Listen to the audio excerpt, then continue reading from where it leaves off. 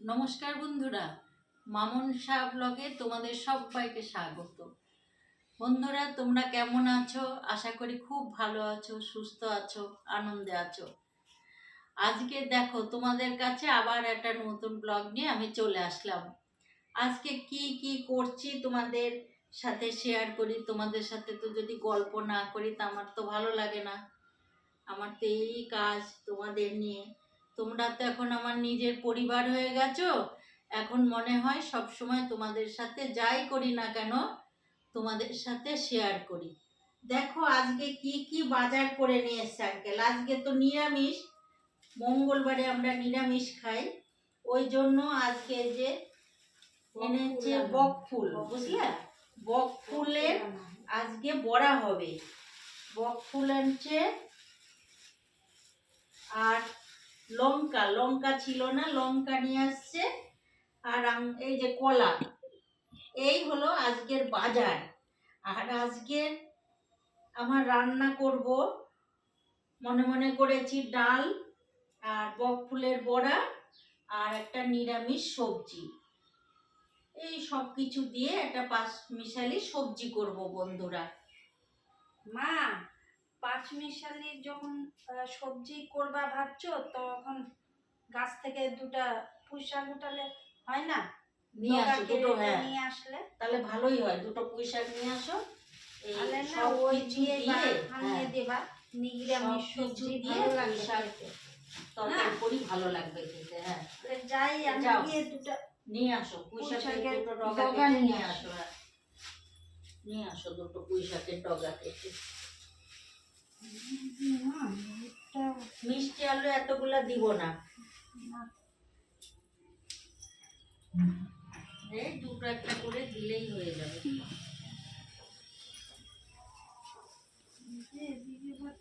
ডগাগুলো বাইরে চলে যাচ্ছে ওইদিকে। দেখো দেখো বন্ধুরা, কত মোটা মোটা ডগা হয়েছে পুঁই শাকের, দেখেছো? এই দেখো,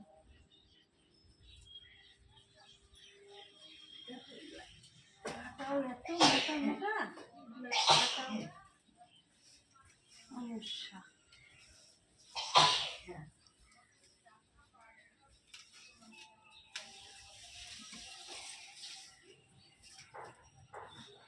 আর কাটবো নাকি? আর দু একটা কাঠ কচি কচি দেখে। ওটাই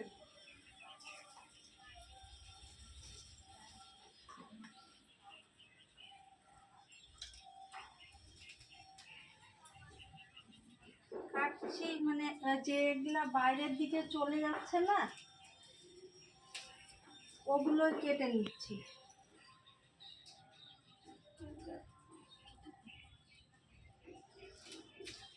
এতেই হয়ে যাবে, বেশি করলে কে খাবে। চলো তাহলে আজকে এই পুঁই শাক দিয়েই নিরামিষ সবজিটা করা যাক।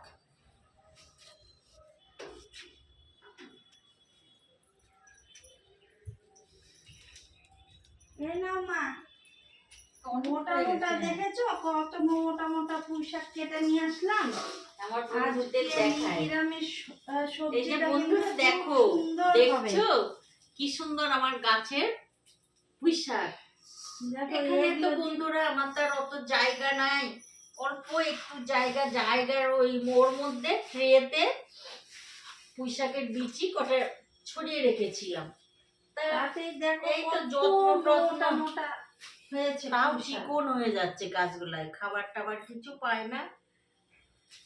তাও দেখো কত মোটা মোটা পুঁই শাক। দেখছো বন্ধুরা, যদি কাছে থাকতো তাহলে তোমরাও এসে সবাই নিয়ে যেতে, কিংবা কেউ যদি নিয়ে যেতে চাও পুঁই শাক এসে নিয়ে যেও আমার বাড়ি থেকে। আর বন্ধুরা, এই যে বাজার তো এই যে আগেরই ছিল, তোমরা দেখেছো, এইগুলা দিয়ে সব নিরামিষ একটা সবজি করব, সে কেটে কুটে নিই। আর বন্ধুরা, বক ফুল কটা এখন বেছে নিচ্ছি। তোমরা তো জানো বন্ধুরা যে আমি অত ভালো কাজ করতে পারি না, পাটা নিয়ে ওই আস্তে আস্তে টুকটুক করে যেরম পারি করতে থাকি, এটা মনে হয় আর- বাছা হয়নি মা। যেরম পারি করতে থাকি আর তোমাদের সাথে গল্প করতে থাকি। শীষটা ফেলা হয়। এই তো আমার কাজ বন্ধুরা।